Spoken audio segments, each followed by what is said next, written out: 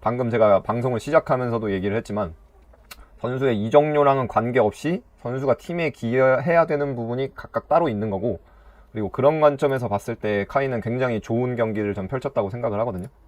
이거를 뭐 점수로 나눠서 뭐 누구는 뭐 평점 몇 점 주면은 좀 나뉠 수는 있겠지만 저는 굉장히 좋은 경기 펼쳤다고 생각하고 선수가 가지고 있는 능력이 뭔지를 이제 확실히 전 좀 보여줬다고 생각을 하거든요.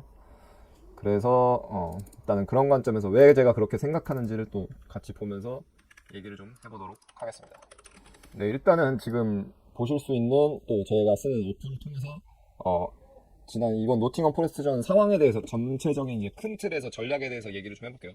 노팅엄의 경우에는 지난 시즌 제가 전반기는 경기를 거의 그 아스날이 홈에서 대승했던 경기 말고는 전반기 경기는 거의 못 봤고요. 근데 후반기에 몇 경기 이제 봤었는데 이제 대표적인 경기가 아스날이랑 했던 거랑 이제 맨체스터 시티랑 했던 거거든요.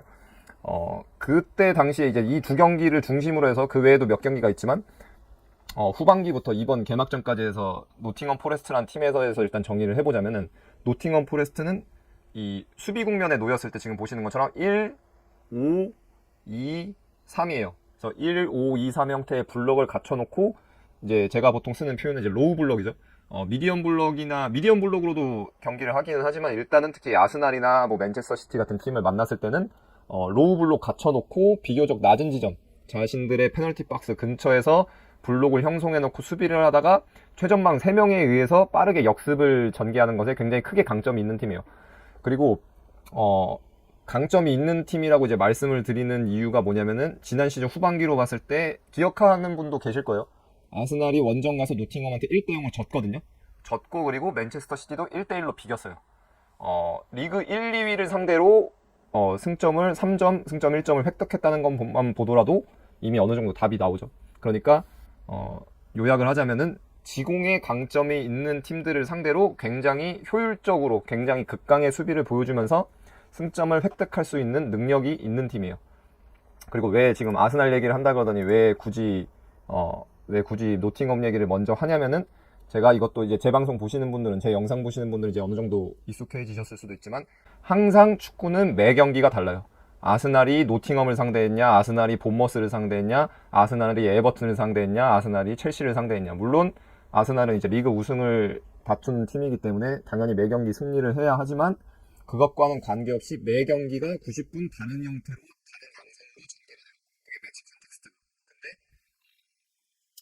이제 그 카이 얘기를 잠깐 해서 카이가 못했다고 하시는 분들은 뭐냐면은 이 노팅엄 포레스트라는 팀에 대해서는 전혀 고려가 되어 있지 않아요. 제 생각에는. 그러니까 뭐예요? 그냥 1,000억 주고 사왔는데 왜 공 가지고 2명 3명 제껴내고 막 슈팅 시도하고 왜 스루패스 집어넣고 그런 공을 가지고 눈에 띄는 활약을 하지 못했냐. 그러니까 근데 그러지 못했으니까 아까도 뭐 토날리 얘기도 나왔지만 토날리보다 시각적인 거에서 이제 한 게 없어 보이는 거예요. 그러니까 1,000억 값을 못했다고 생각을 하는 거. 근데 그게 아니고 상대가 노팅엄 포레스트면은 그런 식으로 경기를 할 수가 없어요.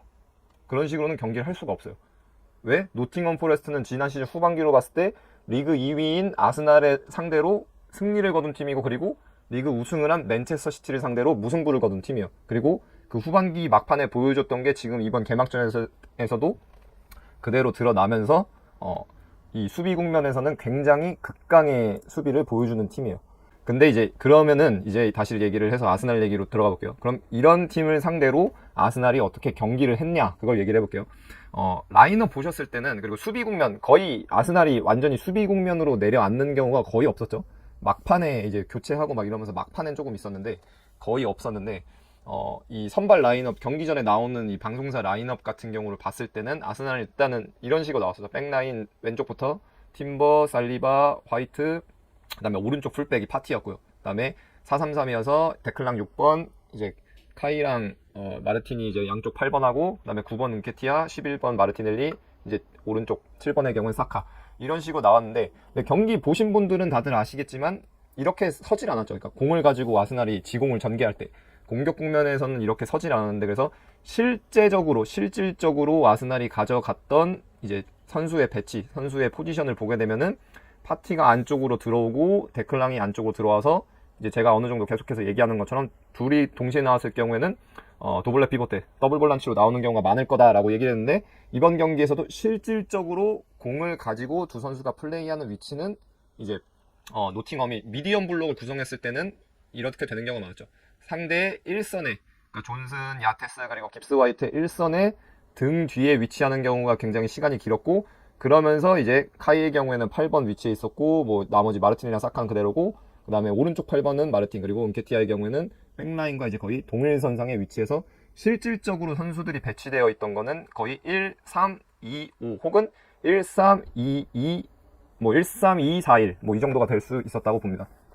그래서 미디엄 블록 같은 경우에는 상대가 노팅엄이 이런 식으로 높이를 유지했을 경우에는 이런 식의 선수를 배치를 가져갔는데, 사실 근데 경기 시간, 그러니까 90분 경기 그리고 교체가 후반전 막판에 있기 전까지로 보게 되면은 조금 더 경기에서 사실상 좀 더 많이 나왔던 배치는 뭐냐면은, 지금 보게 되면은 사실상 이런 형태였어요.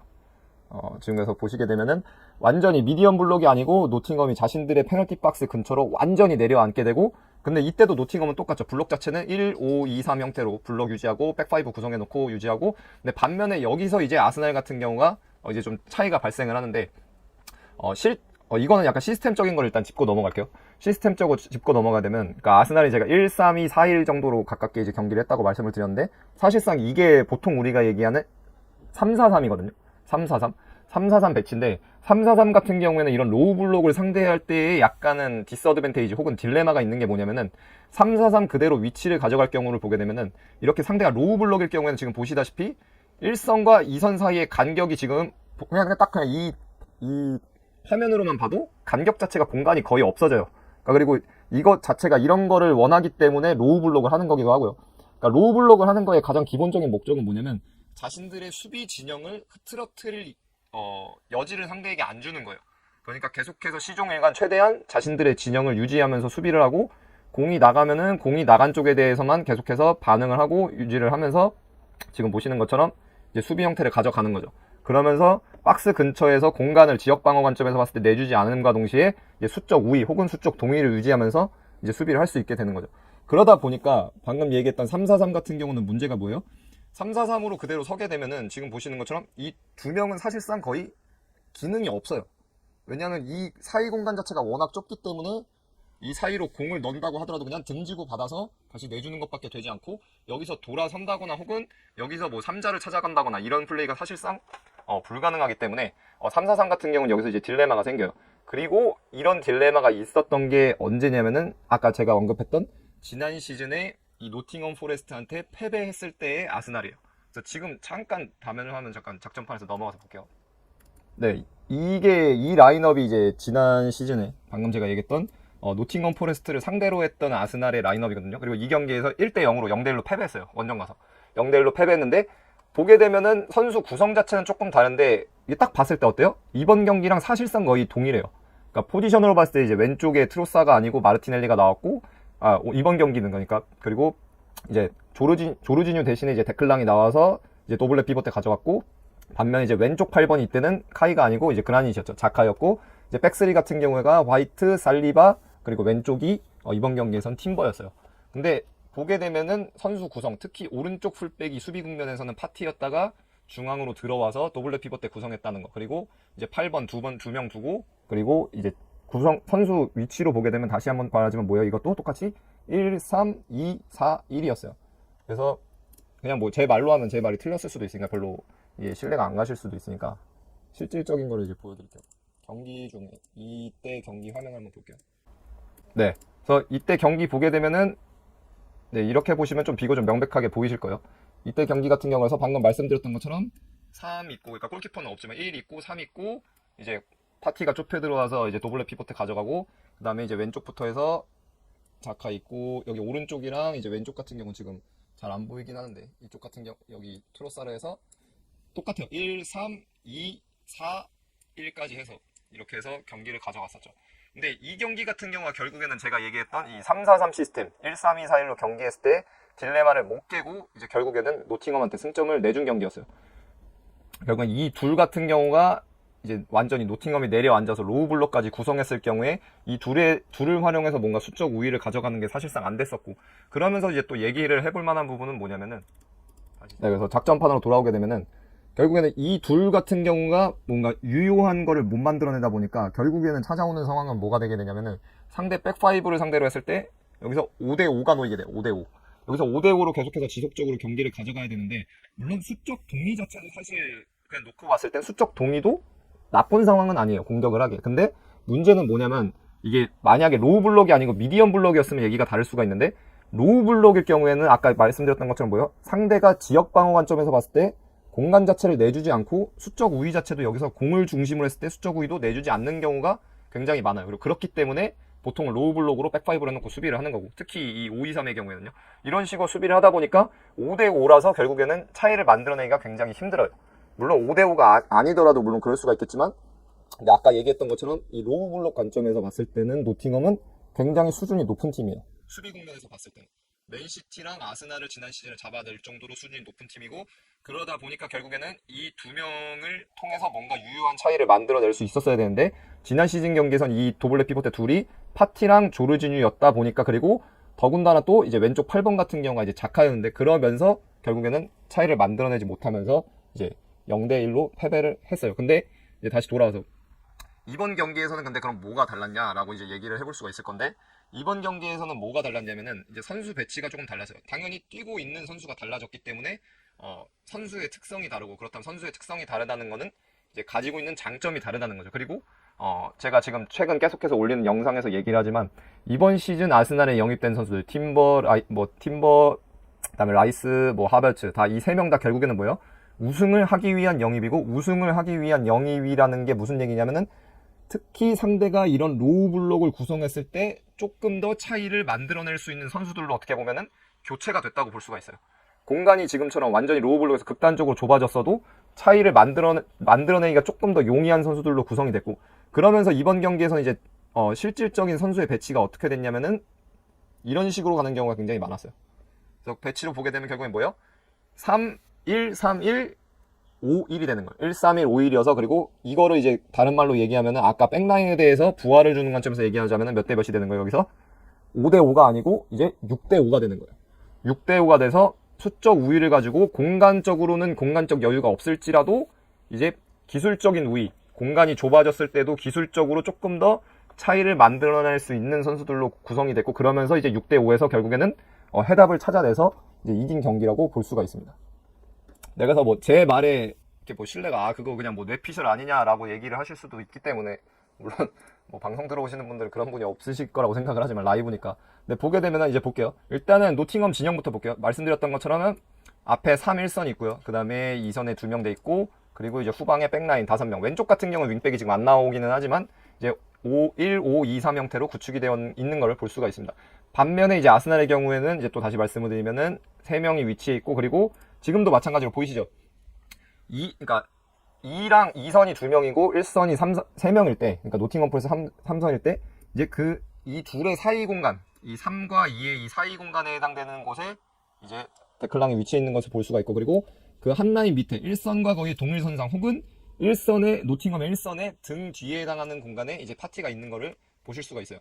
그리고 그 다음에 이제 보게 되면은 이제 핵심적인 건데요. 여기 같은 경우는 이 2명의 중앙 미드필더, 그러니까 노팅엄의 2선의 중앙 미드필더 2명 사이에 이제 카이가 위치해 있고, 반대쪽 8번, 그러니까 왼쪽의 경우는 지금 공이 팀버에게 있기 때문에 이제 왼쪽에 지금 데클랑이 공을 받기 위해서 움직이고 있지만, 대칭되는 이제 동일한 공간에 대해서 똑같이 마찬가지로 8번으로 이제 마르틴이 위치했고, 그 다음에 이제 11번의 경우는 마르티넬리, 그리고 오른쪽은 지금 보이진 않지만 이제 사카가 위치해 있는 것을 볼 수가 있죠. 그래서 실질적으로 이번 경기에서 아스날은 이런 식으로 골키퍼 1, 3, 1, 그리고 이제 사카까지 해서 5명 5, 1이었어요. 그래서 1, 3, 1, 5, 1 형태로. 그래서 다시 한번 얘기하지만 중요한 건 결국엔 뭐다? 백라인 5명을 상대로 6명 부하를 줄 수 있는 이제 스트럭처를, 구조를 구성해놓고 이제 경기를 펼친 것을 볼 수가 있습니다.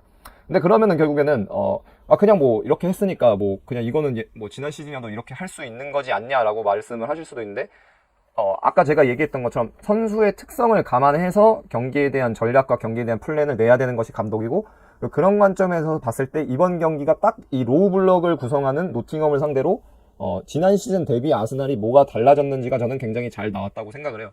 그리고 그게 왜 잘 나왔는지가, 특히 지금 채팅방에서도 라이브 시작할 때도 말씀을 해주셨지만, 카이가 경기를 못했다라고 지금 얘기가 많이 나오는 걸로 아는데, 근데 이제 저는 거기에 대해서 절대로 1도 동의를 할 수가 없다고 말씀을 드렸잖아요. 근데 그러면은 왜 제가 동의를 할 수 없는지를 이 전체적인 구조를 설명했으니까 그 구조 안에서 카이가 왜 경기를 잘했는지에 대해서 좀 얘기를 해보도록 할게요. 네, 이거 다시 잠깐 돌아와서 이게 지난 시즌 노팅엄전이거든요. 0대1로 패배했던 경기인데, 이 경기 보시게 되면은 아까 말씀드렸던 것처럼 결국에는 이 백라인이 있고, 그 다음에 이 미드필더 2명, 조르지뉴랑 파티 같은 경우 결국에는 여기 이 공간, 말씀드렸던 것처럼 로우 블록이 되면은 이 사이 공간이 굉장히 좁아지기 때문에 여기서 사실상 공을 가지고 플레이하는 게 불가능해지다 보니까 지금 밀려 나와서 한 라인, 거의 반 라인 밑으로 내려와서 있는 걸 볼 수가 있죠. 근데 그렇게 되면 문제는 뭐냐면은 수적으로 잉여가 돼버리는 거예요. 이 1선을 넘는데 5명이 투입되어 있는 거죠. 백라인 3명에다가 5명까지 투입되어 있고, 그리고 이때 결국에는 중요한 건 뭐냐면은 로우 블록이 돼서 백라인 같은 경우가 지금 있고, 그 다음에 지금 2선 같은 경우가 있고, 그 다음에 1선이 이렇게 1, 5, 2, 3 형태로 있는데, 이 왼쪽 공간, 말씀드렸던 이 8번에 위치한 공간, 마르틴의 경우에는 사실 이 공간에서 플레이하는데 그렇게 크게 문제가 없죠. 근데 이 공간에서 왼쪽 8번의 경우에는 플레이해야 되는 선수가 누구였어요? 이땐 자카였단 말이죠. 자카였다 보니까 결국에는 여기서 발생하는 문제는 뭐냐면은, 공이 들어갈 수도 있는 상황에서도 사실상 들어가더라도 유효하게 차이를 만들어낼 수가 없어요. 이미 뭐 경기 맨날 보시는 분들은 아실 거예요. 그러니까 저는 자카 굉장히 좋아한다고, 유니폼도 전 메넨글라드바 때부터 2벌이나 가지고 있고 제가 좋아하는 선수지만, 자카는, 그라닛은 여기서 돌아서거나 여기서 공을 가지고 뭔가 차이를 만들어낼 수 있는 능력이 없어요. 그러니까 사실상 결국에는 그냥 수적으로 상대를 끌어들이기 위한 더미 정도였다고만 봐야 되는데, 근데 그렇게 됐을 때는 문제는 뭐냐면, 방금 얘기했듯이 공이 들어가야 되는 상황에서 이제 공을 가진 선수가 주는 것 자체를 주저할 수가 있게 되죠. 왜? 서로가 서로를 아니까 여기서 공이 들어가더라도 뭔가 유효한 차이를 만들어내기가 힘들다는 걸 인지가 돼 있을 수도 있고, 그리고 두 번째는 뭐예요? 상대도 그거를 분명히 인지를 하고 있겠죠. 상대도 결국에는 똑같이 프로팀이고 프리미어리그 팀이기 때문에 정상급의 코칭 스태프가 구성이 되어서 자신들이 이렇게 로우 블록을 구성해서 수비를 할 때 문제가 되는, 혹은 자신들한테 문제를 일으킬 수 있는 선수가 누군지, 혹은 문제를 조금 더 큰 폭으로 일으킬 가능성이 높은 선수가 누군지가 인지가 되어 있을 거고, 그런 관점에서 봤을 때 이제 그라닛이 여기 있게 되면 사실상 이제 밀리겠죠, 우선순위에서. 그게 되려, 근데 그러니까 거꾸로 얘기하자면 마르틴의 경우는 뭐예요? 마르틴의 경우에는 그 위험 인지도로 봤을 때 높은 순위에 있겠죠. 아, 얘는 우리에게 높은 수준으로 위험을 일으킬 수 있을 거다. 그러다 보니까 이제 아까 얘기했던 것처럼 수적으로 그냥 5대5인 것에 더해서 선수 구성으로 봤을 때도 공이 들어가도 그렇고 공이 들어가지 않고 여기서 그냥 이 선수가 더미 역할을 한다고 하더라도 거기서부터도 이제 효율성 자체가 이제 많이 떨어졌다고 볼 수가 있죠. 근데 이제 결국에는 이번 시즌은 이제 지난 주말에 있었던 경기에서는 이게 누구로 바뀐 거예요? 이제 카이로 바뀌었는데, 그럼 카이로 바뀌었을 때 구체적으로 어떤 차이가 있었는지 일단 좀 보도록 할게요. 네, 우선은 미디엄 블록이었을 때부터 볼게요. 지금은 노팅엄이 완전히 로우 블록으로 내려앉지는 않았고 미디엄 블록을 구성하고 있죠. 3, 2 돼 있고, 그 다음에 백5 구성되어 있는데, 이때 같은 경우에 이 측면에 있는 이 사이 공간에 있다 카이 같은 경우에는 이제 왼쪽 측면으로 지금 어느 정도 빠져나와서 공을 잡는 걸 볼 수가 있는데, 여기서 이제 공을 받았을 때 같은 경우에, 예를 들어서 자카나 여기선 데클랑의 경우에서도 마찬가지예요. 데클랑 같은 경우가 측면으로 빠져서 공을 받더라도 마찬가지라고 저는 생각을 하는데, 여기서 공을 받았을 때 사실상 프리 상태에는 있다고 하더라도 여기서 뭔가 유효하게 플레이를 이어나가는 건 사실상 별개의 얘기거든요. 근데 카이 같은 경우는 일단은 왼발잡이고 이제 측면으로 빠져나갔을 때도 이제 유효한 공격을 만들어낼 수가 있는데, 그 다음 장면에서 그럼 카이한테 공이 나간 이후에 이제 어떻게 공이 전개되나 한번 볼게요.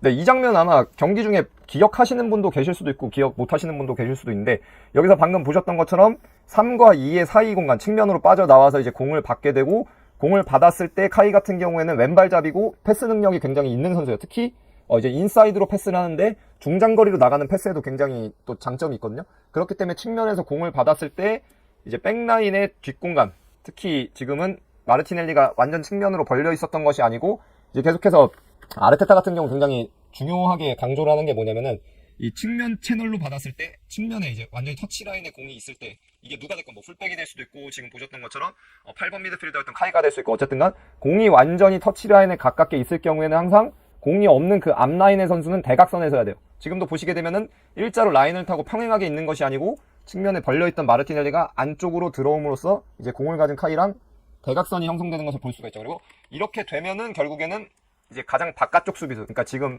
5백에서는 이제 윙백이고 백4일 경우에는 풀백인데, 풀백과 윙백의 등 뒤로 움직여서 공을 받을 수가 있게 돼요. 지금도 보게 되면 그래서 카이가 결국에는 측면으로 나와서 공을 줬고 여기서 마르티넬리에게 공이 나갔는데 이것 같은 경우도 결국에 패스가 약간은 길면서 연결은 되지 않았고 마르티넬리 엔드라인까지 가서 이제 공이 나가기 직전에 살려놓고 공의 소유권은 넘어가긴 했거든요. 유효한 공격은 이어지진 않았지만 근데 이것 자체가 이런 상황이 오는 것 자체가 이미 지난 시즌이랑은 다른 거예요. 지난 시즌은 왜냐면 이런 상황 자체가 오질 않았어요. 패스가 지금은 이번 경기에서는 연결이 되지는 않았지만 앞으로 있을 경기들에서 동일하게 혹은 비슷한 상황이 왔을 때 이제는 카이가 있기 때문에 이러한 플레이를 가져갈 수 있고 만약에 패스가 조금만 짧았더라면 혹은 패스가 짧은 게 그리고 분명히 오겠죠. 비슷한 상황이 왔을 때 제가 봤을 때 무조건 오는데 거기서 유효한 공격이 나온다면 이제 완전히 얘기는 달라지는 거예요. 근데 항상 얘기하지만 보통의 일반 대중들은 뭐야? 결과를 분석하기 때문에 그게 뭐 골까지 갔냐 아니면 어시스트까지 됐냐를 보기 때문에 이런 것 같은 경우도 언급이 되지는 않지만 이런 상황 자체가 이런 플레이 자체가 가능해진 것 자체가 이제 지난 시즌이랑은 일단은 다른 거예요. 지금 어떤 상황에서 상대가 이제 1-5-2-3 형태로 미디엄 블록을 구성했을 때 같은 경우 일단 여기서 이제 미디엄 블록을 상대로도 일단은 지난 시즌이랑은 카이 때문에 달라진 거죠. 그리고 그 다음에 이제 로우 블록 같은 경우 볼게요. 네, 그 다음 지금 같은 경우 이제 로우 블록 상황인데요. 로우 블록 같은 경우 보게 되면은 공이 있을 때 지금도 마찬가지죠. 이제 거의 페널티 박스 쪽까지 가까워졌고 5 그리고 여기는 지금은 거의 이제 5-4-1처럼 돼 있죠. 좀 내려앉아서 5-4-1처럼 돼 있는데 보시면은 지금도 거의 라인이랑 라인 사이 공간 자체는 거의 없어요. 근데 카이 같은 경우는 지금도 이제 왼쪽 측면으로 빠져나와 있다가 움직이는 걸 볼 수가 있는데 여기서도 이제 지난 시즌에 있었던 게 자카냐 카이랑의 차이 그리고 이제 제가 카이를 굉장히 높게 평가하는 거 그리고 아스날의 카이가 적절한 영입이라고 이제 얘기를 했던 이유도 여기서 볼 수가 있어요. 예를 들어서 지금 같은 경우 보게 되면은 줄었는데 지금 같은 경우 보게 되면 여기서 만약에 있는 게 똑같이 가정을 해봤을 때에서 자카를 포함한 다른 미드필더 혹은 마르티니어서도 저는 마찬가지일 거라고 생각을 해요. 마르티니어서도 마찬가지인데 마르티니의 경우에는 공을 가졌을 때는 훨씬 더 좋은 능력이 있는 건 맞죠. 특히 공간이 좁아졌을 때 수비수를 직접적으로 벗겨낼 수 있고 상대 수비를 자신한테 끌어들여서 거기서 자유로워지는 선수한테 패스를 넣어줄 수 있는 건 맞는데 공이 없을 때 지금처럼 자신한테 공이 없을 때 공격성을 띠고 있느냐 얼마만큼 그리고 그 공격성을 효율적으로 활용할 수 있느냐의 관점에서는 솔직히 카이나가 비할 바가 저는 못 된다고 생각을 하거든요. 지금도 결국에는 봤을 때 활용이 가능한 공간은 어디냐면은 지금 같은 경우 어디냐면은 지금 백라인을 보시게 되면은 여기거든요. 백라인으로 봤을 때 지금 백라인의 경우에도 보게 되면은 여기서 부하가 걸려서 활용할 수 있는 공간은 여기에요. 지금 같은 경우에는 이제 약간은 불규칙하게 돼서 사카가 이제 오른쪽 측면에 있는 것이 아니고 왼쪽 측면으로 넘어와 있는데 그러면서 이제 이 노팅엄 백라인 중 하나가 센터백 하나가 전진을 했고 그러면서 윙백과 센터백 그리고 이 리베로 사이에 이 뒷공간이 열렸는데 결국에는 활용돼야 되는 공간은 이 공간이고 이 공간을 활용한다는 관점에서 최적화되어 있는 게 누구예요? 제가 이거는 이제 카이 얘기하는 거 영상 보신 분들은 다들 아실 거예요. 공이 없을 때 공간을 직접적으로 타격할 수 있는 선수 즉 그 공간으로 패스를 넣어주면 뭐 물론 제가 이제 예를 들었던 거는 오른쪽 측면에서 마르틴이 공을 가지고 수비를 이런 식으로 끌어들였을 때 공을 가지고 드리블을 해서 안쪽으로 이제 이렇게 들어오면은 수비가 고정됐을 때 이런 식으로 공간이 발생했을 때 이 선수와 선수 사이 수비와 수비 사이로 이제 공을 집어넣고 그러면 이제 카이가 뒷공간으로 들어가서 여기서 직접적으로 상대 골대를 타격할 수 있을 거다라고 얘기를 했었는데 지금 같은 경우에는 오른쪽 측면에 공이 있는 건 아니지만 왼쪽 측면에 이제 공이 있고 반면에 개념 자체는 결국에 동일하고 선수가 가진 장점 자체가 발현되는 상황도 지금 동일하는 걸 볼 수가 있죠. 그래서 이어지는 상황에서 어떻게 되나 또 한번 볼게요. 네, 지금이 그래서 이어지는 상황인데 결국에는 말씀드렸던 것처럼 팀버에서 패스가 들어가죠. 팀버에서 패스가 들어가고 지금은 되려 근데 이제 지금 이 오른쪽 오른쪽 센터백의 경우에는 뭐예요? 직접적으로 공을 받을 수 있는 눈앞에 공을 받을 수 있는 그러니까 가까운 패스라인이죠. 팀버한테 가까운 패스라인이 되는 선수가 사카라고 생각했기 때문에 이를 막기 위해서 전진했고 그러면서 해당 공간 자체는 더 커졌고 그러면서 지금 이제 카이가 들어가려고 움직이는 것을 볼 수가 있죠. 그리고 이제 결국에는 이어지는 상황에서 어떻게 되냐면은 네, 공이 이제 패스가 결국에는 패스가 들어갔죠. 패스가 그 해당 공간으로 들어갔고 카이가 침투해서 들어가서 뒷공간으로 언마크를 해서 들어가서 여기서 이제 가까운 포스트로 크로스를 올리거든요. 가까운 포스트로 크로스를 올려서 이걸 이제 은케티아가 피니싱 하려고 했지만 결국엔 이제 노팅엄의 수비가 와서 결국에는 유효한 수비를 해서 코너킥으로 걷어내면서 이제 상황은 마무리가 되는데 근데 이제 제가 여기서 이제 얘기하고 싶은 건 뭐냐면은 여기서 코너킥이 나오거든요. 코너킥이 나오고 코너킥 직후에 유효한 코너킥으로 그러니까 코너킥 자체로 바로 다이렉트로 득점이 들어가진 않았지만 그 코너킥 직후에 공의 소유권을 세컨볼, 서드볼에서 회복해서 들어간 골이 뭐예요? 사카 골이에요. 그러니까 여기서 그래서 제가 얘기하고 싶은 건 뭐냐면은 아까도 이제 제가 얘기를 했다시피 노팅엄이 순위가 지난 시즌에 낮았다는 것 때문에 대부분의 사람들은 이 아스날과 노팅엄의 경기에서 노팅엄의 특성을 배제를 해요. 그리고 그냥 아스날이 어떻게 했느냐만 얘기하고, 그리고 그렇다 보니까 아까 제가 얘기했던 것처럼 카이드고요. 1,000억을 주고 영입했는데 얘는 왜 이렇게 하는 게 없냐? 얘는 뭘 이렇게 하는 게 없냐라고 이제 얘기를 하는 건데, 근데 이제 노팅엄이라는 팀을 대입을 해서 이 경기를 다시 한번 얘기를 해볼게요. 노팅엄은 얘기했던 것처럼 지난 시즌에 아스날을 잡고 맨시티와 무승부를 거뒀을 정도로 로우 블록에 굉장히 특화되어 있는 팀이에요. 홈이고 어웨이고를 가리지 않고 굉장히 특화되어 있는 팀이고, 이번 개막전에서 이는 굉장히 잘 드러났어요. 제가 봤을 때는 어떤 팀이랑 비슷했냐면은 한창 좋았을 때 누누 울버햄튼 있죠. 맨시티 막 연속으로 잡고 했었던, 그때도 똑같이 1-5-2-3 혹은 1-5-4-1 형태로 울버햄튼도 로우 블록을 했었는데, 그때랑 거의 비교될 정도로 굉장히 로우 블록이 조직적으로 잘 갖춰진 팀이었어요. 근데 그러다 보니까 이거를 일어난 노팅엄의 특성을 대입해서 보게 되면은 아스날이 공을 가지고, 그러니까 하다못해 마르틴도 보시면 아시잖아요. 마르틴도 이 경기에서 막 공을 가지고 해집고 그런 게 없었어요. 사카의 경우에도 뭐 원원원으로 한 거 없고. 근데 반면에 저는 개인적으로 MOM이라고 생각하는 건 이날은 마르티넬리거든요. 마르티넬리는 결국에는 이제 1대1 능력이 있다 보니까 첫 번째 골 나왔을 때도 결국에는 어시스트를 이제 뭐 마르세룰렛으로 해주고 했는데, 근데 로우 블록에 이 정도로 강력한 노팅엄이다 보니까 문제는 뭐냐면은 인플레이 상황에서는 사실상 유효한 공격을 가져가기가 굉장히 힘들어요. 그러니까 가져가기 힘들다는 건 무슨 말이냐면, 다른 표현을 하자면은 얘네의 로우 블록을 흐트러뜨리고 정렬되어 있는 거를 망가뜨리기가 굉장히 힘들어요. 근데 그렇다면은, 근데 아스날이 이번 경기에서 넣은 두 골이 다 코너킥 직후에 나왔거든요. 첫 번째 골의 경우에도 그렇고 두 번째 골의 경우에도 그런데, 코너킥 직후에 그 두 골이 나왔다는 거를 저는 이제, 그리고 지금 같은 경우 지금 이 두 번째 골이 나오기 직전에 카이의 이러한 장점이 살아나면서 이제 결국에는 코너킥이 나왔고 그 직후에 득점이 나왔는데, 하이라이트로 보면 안 나오겠죠. 이 장면은 안 나오겠죠. 이 장면은 안 나오고 코너킥 이후에 뭐 세컨볼, 코너킥 상황도 솔직히 안 나올 수도 있고요. 사카의 골 장면은. 근데 저는 얘기하고 싶은 건 뭐냐면, 생각을 해야 될 게 뭐냐면은, 얘네가 정렬되어 있는 거를 흐트러뜨리고 정렬되어 있는 거를 블록 자체를 깨기가 쉽지 않다 보니까 코너킥이라는 세트피스 상황이 나오는 게 중요한 게, 코너킥까지를 만드는 게 중요한 게 뭐냐면, 세트피스 자체로 이제 세트피스로 공격을 할 수 있는 기회를 만들 수도 있는 것도 있지만, 이번에 아스날의 두 골이 다 코너킥 직후에 들어갔다는 데서 이제 얘기를 해볼 수 있을 만한 부분은 뭐예요? 어떻게 보면 유일하게 얘네가 수비 진영을 자신들이 원하는 대로 로우 블록을 구축하지 못하는 순간이 언제인 거예요? 세트피스 얘네가 수비한 직후인 거예요. 왜? 세트피스 수비는 다들 아시잖아요. 세트피스 수비는 인플레이 상황에서의 블록이랑 전혀 다른 형태로 구성이 돼요. 축구는 기본적으로 현재는 다 지역 방어를 하지만, 근데 세트피스의 경우에 아시다시피 지역 방어랑 대인 방어를 혼용하는 팀도 있고, 아니면 완전히 지역 방어만 하는 팀도 있죠. 그러다 보니까 세트피스를 수비한 이후에 다시 온전하게 수비 블록을 갖추려면은 시간이 필요해요. 근데 시간이 필요하다는 건 뭐야? 결국에는 그렇게 되돌아가려고 하는 동안은 유일하게 어떻게 보면 경기 중에서 그 블록이 이제 정돈이 안 돼 있는 순간인 거죠. 정렬이 안 돼 있는 거예요. 그러다 보니까 그 순간을 적절하게 공략한 게 아스날의 이번 두 골이었거든요. 근데 그러다 보니까 이제 얘기를 이제 여기까지 하면 할 수 있는 게 뭐예요? 제가 아까 얘기했던 것처럼 1,000억이니까, 이적료가 1,000억이니까 막 무슨 막 3명, 4명을 제치고 골을 넣고, 4명, 5명 막 제치고 막 어시스트를 막 킬패스를 집어넣고 중거리 슈팅을 때리고 막 헤딩으로 막 꽂아 넣고 해야 될 것 같지만, 사실은 이렇게 상대팀의 특성을 감안해 봤을 때, 그리고 아스날이라는 팀이 원하는 거는 결국에 뭐야? 카이라는 선수를 영입해서 이런 차이인 거예요. 이 순간의 차이에서 자신의 장점을 통해서 코너킥을 만들어내고, 그리고 그 코너킥을 통해서 결국에 이번 경기에서는 득점까지 나왔는데, 결국에는 이게 팀이 원하는 거예요. 이적료가 얼마냐랑은 관계없이 이게 아스날은 이런 걸 원하고 이 선수를 영입한 거고, 그런 관점에서 봤을 때 이 카이 하버츠라는 선수는 자기가 해야 될 거를, 자기의 장점을 가지고 분명히 이제 자기가 할 수 있는 걸 보여준 거죠. 그리고 다시 한번 얘기하지만, 그게 이제 좀 더 강조되고 조금 더 부각돼야 되는 부분은 뭐예요?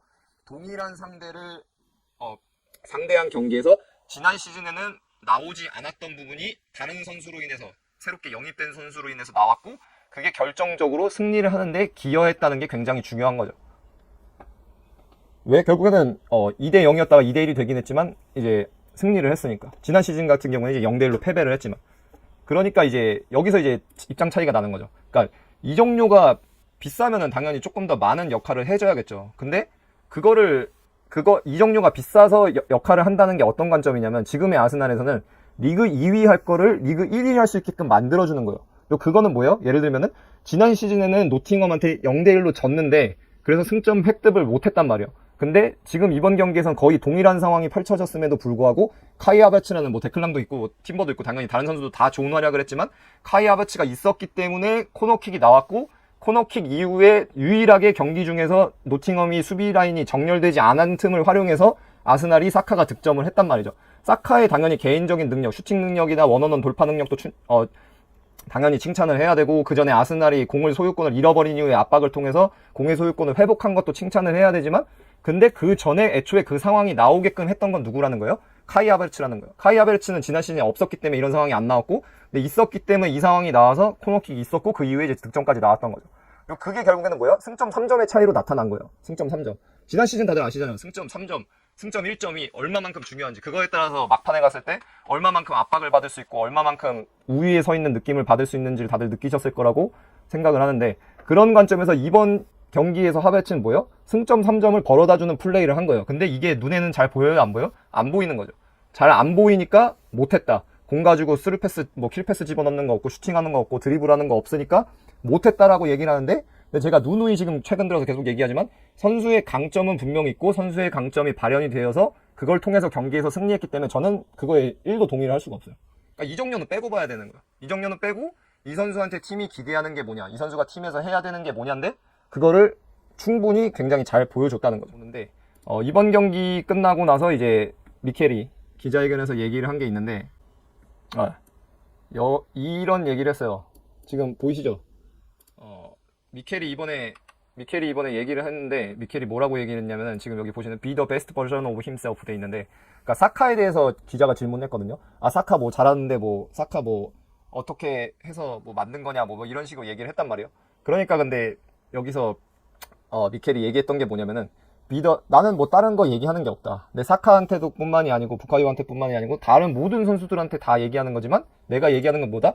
Be the best version of himself. 너 스스로 너 최고의 버전이 되라. 그러니까 너가 가진 거에 최대치를 끌어내라고 나는 얘기를 한다라고 얘기를 했거든요. 그러니까 이게 지금 제가 얘기한 거랑도 결국에는 같은 얘기인 거예요. 이 선수의 강점은 이거고 이 선수의 약점도 당연히 있겠죠. 이 선수의 약점이 있고 이 선수의 강점이 있는데 애초에 물론 약점을 보완하는 경우도 있긴 하겠지만 근데 성인이 돼서 프로 레벨로 넘어오게 되면 일단은 기본적으로 프로 선수의 이 세팅은 뭐냐면은 디폴트 값은 뭐냐면 장점 극대화예요. 약점을 보완해서 우리가 뭐 게임할 때 얘기하는 무슨 뭐 다이아몬드형 그 육각형 선수가 되는 게 목적이 아니고 일단은 뭐예요? 일단은 성인이 돼서 프로면은 그리고 나이가 20대 중반이 넘어가게 되면은 약점 보완이라기보다는 장점 극대화예요. 그리고 장점을 극대화하려고 선수를 영입을 하는 거고요. 그러니까 이제 얘기를 하는 거죠. Be the best version of himself. 그러니까 마지막에 이 himself가 중요한 거예요. 너 스스로 그러니까 너 자신의 베스트 버전이 되라고. 너가 카이 하베르츠인데 너가 마르틴 웨데가르가 하는 걸 말데고르가 하는 걸 할 필요 없고 네가 부카요 사카인데 네가 레안드로 트로사가 하는 걸 할 필요가 없다는 거예요. 왜? 다 강점이 다르고 장점이 다르고 약점이 다르고 애초에 우리는 너의 장점이 뭔지 알고 있고 너의 약점이 뭔지를 알고 있기 때문에 너의 장점을 극대화하라고 너가 장점을 극대화하길 바라면서 너를 경기에 투입하는 거지 너가 약점으로 가지고 있는 거에서 극적인 변화를 가져와서 너가 잘하지 못하는 거를 잘할 거라고 기대하고 영입한 것도 아니고 너를 그러라고 경기에 넣는 것도 아니라는 거죠. 근데 대부분의 일반 대중들은 뭐예요? 그거를 모르는 거예요. 모두가 다 그러니까 뭐 공을 가졌을 때 가장 압도적인 현 축구 역사상 가장 압도적인 선수라면 모두가 다 누구처럼 하길 바라는 거예요? 모두가 다 메시처럼 하길 바라는 거예요. 모두가 다. 그리고 메시처럼 그렇게 공을 가졌을 때 시각적으로 압도적인 임팩트를 주면서 경기에서 모습을 보여주지 않으면은 결국에는 그 이적료 값을 못했다라고 이제 얘기가 되는 거고요.